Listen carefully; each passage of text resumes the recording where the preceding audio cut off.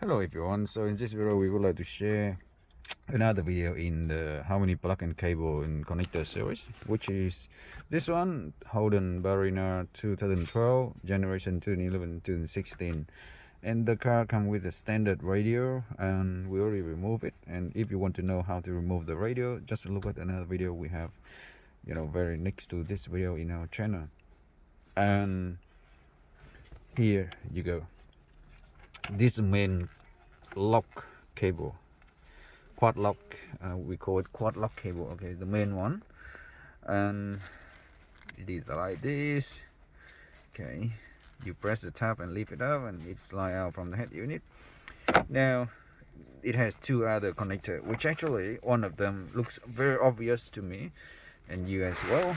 This one is USB connector for the factory USB, and the last one definitely it is the one relating to the antenna.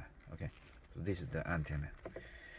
So three of them, main quad lock, one USB, and one sort of antenna. That's it, three. So Holden Barina 2012. So thanks again for watching and see you on the next one.